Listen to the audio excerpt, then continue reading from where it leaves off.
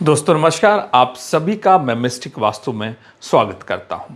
आप सभी के आशीर्वाद से मैंने अपनी संस्था का और इस चैनल का जो नामकरण किया है वो है मिस्टिक वास्तु। मिस्टिक का जो अर्थ है वो रहस्यमयवादी, अध्यात्म से और गूढ़ ज्ञान से परिपूर्ण होता है। वास्तु भी अपने आप में आध्यात्म और रहस्य से भरा हुआ है। तो मिस्टिक वास्तु भी आपको वास्तु की इस रहस्यमय दुनिया से जो है वो परिचित कराएगा और आपके जीवन में नया प्रकाश और पथ प्रशस्त करेगा। दोस्तों, आप सभी के लिए मैंने इस मिस्टिक वास्तु चैनल के ऊपर फ्री बेसिक वास्तु कोर्स जो है वो मैंने शुरू किया हुआ है। मैं अपने क्लास के वीडियोस फ्री में इसके ऊपर मैंने शेयर किया हुआ है, जिससे आप बेसिक वास्तु सीख के आप अपने जीवन में खुशियां और नया रंग जो है वो लेके आ सकते हैं। दोस्तों, अगर आपको वास्तु में डीप नॉलेज एक्वायर करनी है, अगर आपको एडवांस वास्तु सीखना है, तो हमारे अपकमिंग एडवांस वास्तु कोर्स में आप अपने आप को एनरोल करके वास्तु बहुत बड़े लेवल पे आप इसको सीख सकते हैं। इसके लिए डिस्क्रिप्शन पे मैंने गूगल फॉर्म दिया हुआ है, वो गूगल फॉर्म आप भरिए, मेरी टीम आपको कांटेक्ट करेगी और आपको पूरी जानकारी देगी। आप कॉल करके भी पूरी जानकारी जो है इसके लिए आप ले सकते हैं। दोस्तों, अगर आप में से किसी को भी वास्तु कंसल्टेंसी की सर्विस मुझसे लेनी है तो दिए हुए नंबर पे आप अपनी वास्तु कंसल्टेंसी का जो स्लॉट है आप वो बुक कर सकते हैं। दोस्तों, आपके लिए एक खुशखबरी और है। मैं हर शनिवार शनिदेव की कृपा से 10 बजे से लेके 2 बजे तक फ्री वास्तु एडवाइस जो है वो मैं देता हूं। इसके लिए डिस्क्रिप्शन पे मेरी टर्म्स एंड कंडीशंस मैंने दी हुई हैं। उन टर्म्स एंड कंडीशंस को आप फॉलो कीजिए और फ्री में अपने चुनिंदा सवालों के जवाब मुझसे 10 से 2 के बीच में हर शनिवार शनिदेव की कृपा से आप लीजिए। दोस्तों, अब आपको मैं फ्री बेसिक वास्तु कोर्स जो है वो मैं वीडियो शुरू करता हूं। आप उसका आनंद लीजिए, ज्ञान लीजिए और अपने जीवन में खुशियां लेके आइए। तो दोस्तों, चलिए वीडियो शुरू करते हैं। तो जो ये N8 की एंट्रेंस अभी आपको समझ में आ गई कि N8 की जो एंट्रेंस है वो सिर्फ कहने के लिए बहुत ऑस्पिशियस है, क्योंकि ट्रेडिशनल वास्तु में लोग नॉर्थ ईस्ट की एंट्रेंस को बड़ा ऑस्पिशियस मानते हैं, लेकिन एक्चुअल में ये जो एंट्रेंस है वो इतनी ऑस्पिशियस नहीं होती है। ठीक है, तो ये N8 जो है वो नॉर्थ ईस्ट की पहली एंट्रेंस है। अब देखते हैं नॉर्थ ईस्ट की दूसरी एंट्रेंस जो कि E1 होती है। ठीक है, तो E1 मतलब ये जो पूरा आप देखेंगे E1 से लेके E8 तक ये ईस्ट की एंट्रेंस मानी जाती है। ठीक है, क्योंकि यहाँ पे जो देवता आते हैं जो ये पूरी फील्ड गवर्न करते हैं वो है आर्यमा। ठीक है, तो जो आर्यमा देवता होते हैं उनके पास शक्ति होती है लोगों से कनेक्शन करने की। ठीक है, तो आर्यमा जो देवता होते हैं वो बहुत ही इम्पोर्टेंट होते हैं, क्योंकि समाज में मान प्रतिष्ठा और एक तरीके से आप ये कह लो जिसको हम रुतबा कहते हैं किसी का, वो सब आर्यमा देवता की वजह से ही आता है। ठीक है, तो जो ये पूरा जो ईस्ट फील्ड जो गवर्न होती है वो आर्यमा से गवर्न होती है। ठीक है, और जो नॉर्थ होती है वो बूधर से होती है। तो बूधर जो एंटायर नॉर्थ अभी आपने देखा N1 से लेके N8 तक वो बूधर के टेरिटरी से है। एंड अब जब हम देखेंगे E1 से लेके E8 तक, यानी कि जो ईस्ट है वो आपका जो है वो आर्यमा से गवर्न होता है। ठीक है, तो नॉर्थ ईस्ट की जो दूसरी एंट्रेंस आती है वो आती है E1। अब E1 क्या कहती है? Fire accident loss. तो मतलब ये दूसरी एंट्रेंस भी खतरनाक हुई, पहली एंट्रेंस भी खतरनाक है। खतरनाक मतलब पहली एंट्रेंस भी बहुत ऑस्पिशियस नहीं है नॉर्थ ईस्ट की, और नॉर्थ ईस्ट की जो दूसरी एंट्रेंस है वो भी ऑस्पिशियस नहीं है। E1 मतलब फायर एक्सीडेंट लॉस, ये होना ही होना है। आग लगना, एक्सीडेंट होने का खतरा और loss. Loss in the sense, loss किसी भी सेंस में हो सकता है। बिजनेस के उसमें लॉस हो सकता है, आप जॉब में हैं तो उसमें लॉस हो सकता है। ठीक है, कोई भी आपने छोटा मोटा काम शुरू किया तो उसमें लॉस हो सकता है। तो ये जो एंट्रेंस है E1 की एंट्रेंस, ये बिल्कुल भी अच्छी एंट्रेंस नहीं होती है और इस एंट्रेंस को ट्रीट करना ज़रूरी है। तो आप अपने क्लाइंट को जैसे ही अगर आपको E1 की एंट्रेंस दिखती है तो डोंट वेट फॉर सिम्टम्स की देखने की ज़रूरत नहीं है कि सिम्टम आएगा, इनके घर में आग लगेगी तो हम इस को ब्लॉक करेंगे। नहीं, E1 की एंट्रेंस ब्लॉक कीजिए इमिडिएटली। ठीक है, अब हम चलते हैं नेक्स्ट एंट्रेंस पे जिसको हम कहते हैं E2 की एंट्रेंस। ठीक है, अब E2 की एंट्रेंस क्या कहती है? More girl child and wasteful expenditure. Okay, so किसी की भी अगर E2 की एंट्रेंस आती है, E2 की एंट्रेंस मतलब ये हो गया कि आपकी ईस्ट नॉर्थ ईस्ट की पहली एंट्रेंस। ठीक है, तो अगर E2 की एंट्रेंस है तो ये यहाँ पे समझना ज़रूरी है। जैसे कुछ कुछ एंट्रेंसेस होती है जो थोड़ी ट्रिकी होती हैं, समझना ज़रूरी है वहाँ पे। ऐसा नहीं है कि E2 की एंट्रेंस ख़राब है। E2 की एंट्रेंस कहती है more girl child. More girl child in the sense कि उस घर में जो स्त्री हैं या गर्ल हैं, फीमेल हैं, उनकी संख्या ज़्यादा होगी। यानी कि यहाँ पे इस घर के अंदर जिसकी भी एंट्रेंस E2 की होगी, वहाँ पे फीमेल यानी कि गर्ल चाइल्ड होने की संभावना ज़्यादा होगी। तो भाई अगर किसी को इससे प्रॉब्लम है कि उनके यहाँ पे गर्ल चाइल्ड नहीं होनी चाहिए तो आप इस एंट्रेंस को ट्रीट कीजिए। लेकिन अगर आपको ये लगता है कि नहीं, बेटियां भी बेटों के मुकाबले ज़्यादा अच्छा कर रही हैं, ज़्यादा सुख दे रही हैं, माँ बाप को नाम कमा रही हैं, तो मुझे नहीं लगता है कि किसी को इससे प्रॉब्लम होनी चाहिए। हाँ, क्या होता है किसी के यहाँ पे 2-2, 3-3, 4-4 लड़कियाँ हो गई हैं एंड लड़के की चाहत होती है, तो भाई ऐसे समय पे जाहिर सी बात है आप इस एंट्रेंस को ब्लॉक कर सकते हैं। ठीक है, तो इस एंट्रेंस का ट्रीटमेंट कर सकते हैं, अन्यथा इस एंट्रेंस की ट्रीटमेंट करने की ज़रूरत नहीं है। अब दूसरी चीज़ क्या कहती है? Wasteful expenditure. अब वेस्टफुल एक्सपेंडिचर आप ही समझो। देखो, सभी इंसान की चाहत होती है भाई कि उसको ऐसी एंट्रेंस मिले जहाँ से बहुत पैसा आए, खूब पैसा आए, इतना धन आए कि अंबानी और अडानी भी उनसे पीछे हो जाएं। ठीक है, तो सभी की चाहत होती है, सभी लोग सोचते हैं कि भाई ऐसी कौन सी एंट्रेंस है जहाँ से पैसा है। तो ये जो एंट्रेंस है ये आप समझो, वेस्टफुल एक्सपेंडिचर मतलब क्या होता है कि आप के पास जो पैसा है आप उसे बिना सोचे समझे खर्च कर रहे हो, अपने दोस्तों पे खर्च कर रहे हो, अनावश्यक पार्टियां दे रहे हो। ठीक है, और जा जा के खूब सारे सामान खरीद रहे हो जिसकी आपको ज़रूरत नहीं है। आप मार्केट गए, आपके पास एक शर्ट, आपने 2 शर्ट खरीदी, फिर 10 दिन के बाद आप गए, फिर से आपने एक शर्ट खरीद ली। तो ये यहाँ पे वेस्टफुल एक्सपेंडिचर है। लेकिन एक चीज़ ये समझो कि पैसा खर्च कौन करता है? जिसके पास पैसा होगा। ठीक है भाई, अगर किसी को पैसा उड़ाना हो, वेस्टफुल एक्सपेंडिचर मतलब पैसा उड़ाना, अय्याशी करना, या ये तो एकदम खुले दिल से पैसा उड़ा रहा है। अय्याशी का मतलब ये नहीं होता जाके शराब वराब में, जुए में और दूसरे बात चीज़ों में पैसा उड़ाए। अय्याशी का मतलब होता है कि भाई आपके पास पैसा है, इफरात पैसा, और आप कहीं भी दिल खोल के खर्च कर रहे हो जिसकी कोई सीमा नहीं होती है। ठीक है, तो वेस्टफुल एक्सपेंडिचर हुआ। तो पैसा जिसके पास होगा वही खर्च कर सकता है। तो यानी कि ये एंट्रेंस ये भी कहती है कि भाई पैसा आएगा, पैसा आएगा और खूब आएगा, लेकिन आप तैयार हो जाओ कि वो पैसा आने के बाद ये पैसा उड़ेगा भी। तो अगर आपको इससे ये दिक्कत नहीं है कि मेरे पास पैसा आए, मैं उसको सजो के रखूं, अगर आपकी ये चाहत नहीं है तो ये एंट्रेंस बहुत अच्छी है, क्योंकि ये एंट्रेंस ये बताती है कि भाई पैसा आने वाला है। तो ये समझ की फेर है।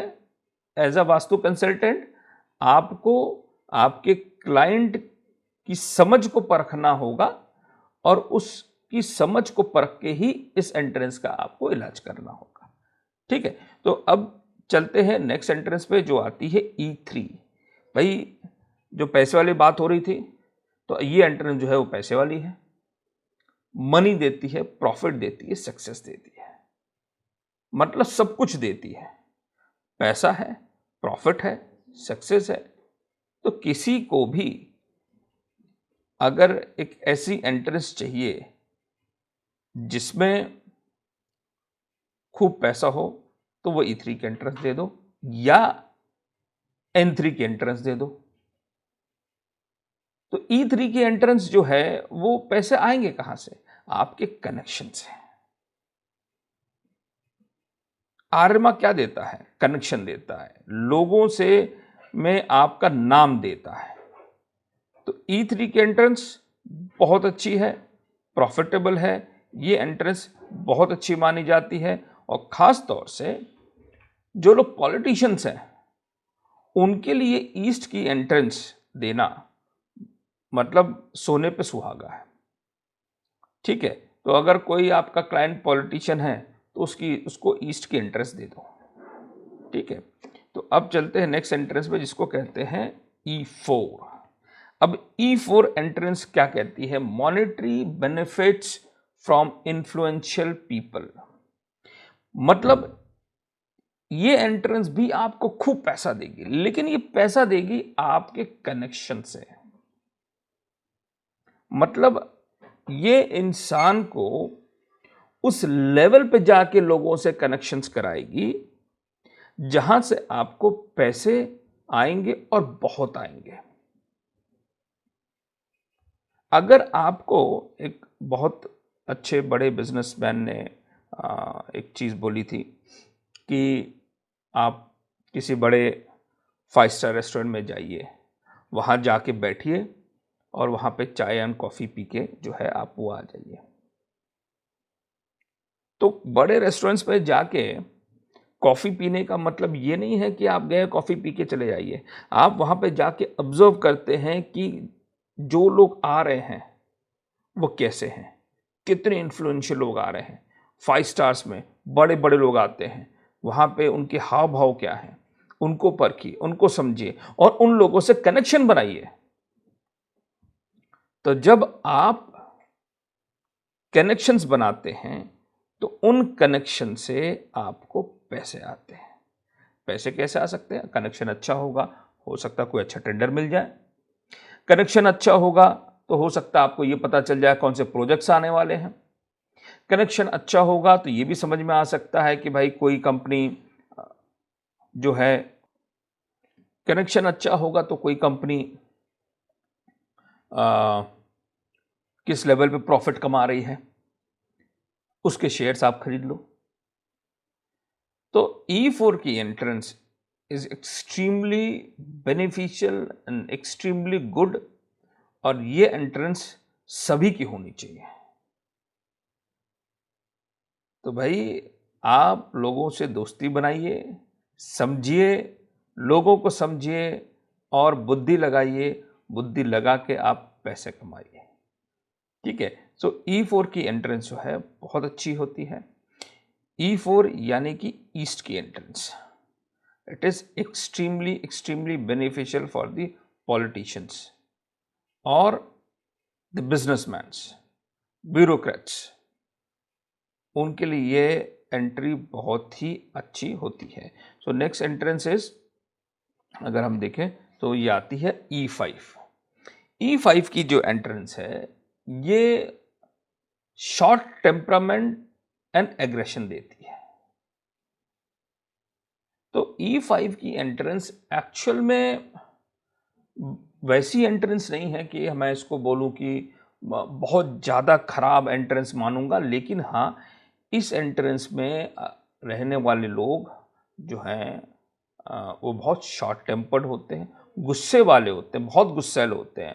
अगर आप किसी क्लाइंट के यहाँ विजिट करें और आपको लगता है कि ये जो क्लाइंट है बहुत ही ज़्यादा शॉर्ट टेम्पर्ड है, बहुत ज़्यादा अग्रेसिव है, तो हो सकता है भाई उसकी जो एंट्रेंस हो वो E5 की एंट्रेंस हो। तो ये जो सिम्टम्स है ना, ये सिम्टम्स आपको एंट्रेंसेस बता सकते हैं कि ये जो सिम्टम है, इस सिम्टम किस एंट्रेंस से मैच कर रही है, और आपको एंट्रेंस पता चल जाएगी। तो E5 की एंट्रेंस आपको ऐसा नहीं है पैसा देगी, सब कुछ दे सकती है, एवरीथिंग, लेकिन यहां पे प्रॉब्लम क्या होती है कि इंसान बहुत ज्यादा एग्रेसिव हो जाता है, शॉर्ट टेम्पर्ड हो जाता है, बात बात में गुस्सा होने की संभावना है। ठीक है, ये एंट्रेंस जो है वो ब्यूरोक्रेट्स की जनरली आप देखोगे, पुलिस वालों की एंट्रेंसेस देखोगे, डिफेंस में है उनकी एंट्रेंसेस देखोगे, तो उन लोगों के लिए ये जो एग्रेशन है, अगर आपने इस एग्रेशन को कंट्रोल कर लिया, देखो कोई भी चीज खराब नहीं होती, गुस्सा होना भी या गुस्सा करना खराब बात नहीं है, लेकिन वो कंट्रोल्ड मैनर में होना चाहिए। अगर वो कंट्रोल्ड मैनर में है तो आप इस एंट्रेंस से बहुत कुछ फायदा उठा सकते हैं, क्योंकि ये जो है वो प्रॉपर ईस्ट की एंट्रेंस आती है। E4 E5 जो है वो ईस्ट की एंट्रेंस है, which is very good, very good, very good. तो इंसान को अपना एग्रेशन कंट्रोल करना चाहिए, अपने गुस्से को कंट्रोल करना चाहिए, और ईस्ट की एंट्रेंस का फायदा उठाना चाहिए। तो जो नेक्स्ट एंट्रेंस आती है E6, ये कहती है कमिटमेंट फेल्योर। भाई ये एंट्रेंस रियली में बहुत खराब एंट्रेंस है, रियली में बहुत खराब एंट्रेंस है। ये एंट्रेंस जो है वो एक बिजनेसमैन के लिए भी बहुत खराब है, ये एंट्रेंस एक जॉब वाले के लिए बहुत खराब है। ठीक है, तो ये एंट्रेंस अगर किसी की है तो उसका ट्रीटमेंट करना बहुत बहुत जरूरी है। अब E6 की एंट्रेंस मतलब आप समझो कमिटमेंट फेल्योर कि ये एंट्रेंस खराब है कैसे। कमिटमेंट फेल्योर करती है अगर एक बिजनेसमैन है तो उसने किसी से ऑर्डर लिया और ऑर्डर टाइम पर डिलीवर नहीं किया, उसको डिले करता चला गया, डिले करता चला गया, और हर बार अपने क्लाइंट को बोले अरे नहीं नहीं बॉस मैं नेक्स्ट में कल ही डिस्पैच करवाता हूं। कल फिर फोन आया, नहीं नहीं अरे सर कोई दिक्कत नहीं, भूल गया था सर, मैं एक्चुअली कि ये दिक्कत हो गई थी, ये प्रॉब्लम हो गई थी, अब मैं अभी जस्ट लगवा रहा हूं, बस गाड़ी बस लोड ही हो रही है, आज निकल ही जाएगा। 3 दिन के बाद भी गाड़ी नहीं पहुंची। हाँ साहब वो गाड़ी पंचर हो गई थी, मैं उसको ठीक करा रहा हूं, वो सब बस आप आज शाम तक पहुंच ही जाएगी। ये होता कमिटमेंट फेल्योर।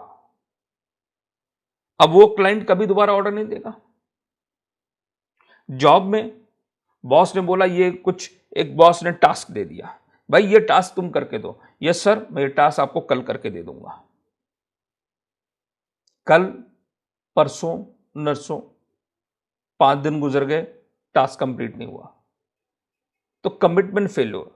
अब ये जो कमिटमेंट फेल्योर है बॉस के सामने, बॉस ने बोला ये तो साला काम ही नहीं करता है, जब काम नहीं करता मैं इसका अप्रेजल काहे को करूं, अप्रेजल करूंगा भी तो बहुत कम करूंगा।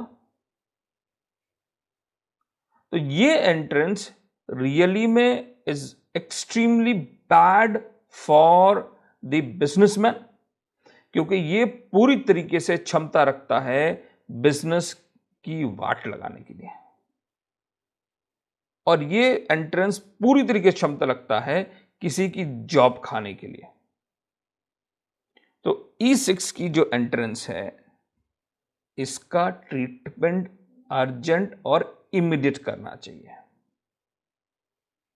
E6 की एंट्रेंस जो है वो थोड़ी सी रिजिड एंट्रेंस है, मतलब बड़ी बेहाई एंट्रेंस है ये।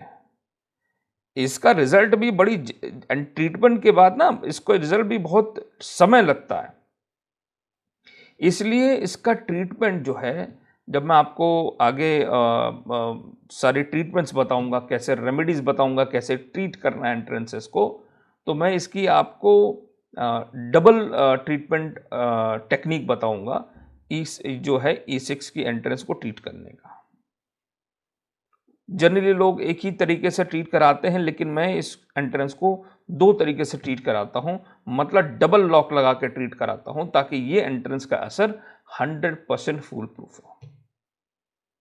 तो E6 की एंट्रेंस अगर आपको दिख रही है किसी के यहां भी, तो उसको तुरंत का तुरंत ट्रीट कीजिए। और ये सिम्टम्स दिखाएगी। अगर आप क्लाइंट के यहां जाएं और क्लाइंट बोलता है कि भाई मुझे मेरा बिजनेस जा रहा है, बिजनेस में प्रॉब्लम हो रही है, तो एंट्रेंस जरूर चेक करो। तो वो जरूर E6 के आसपास की आपको एंट्रेंस निकलेगी।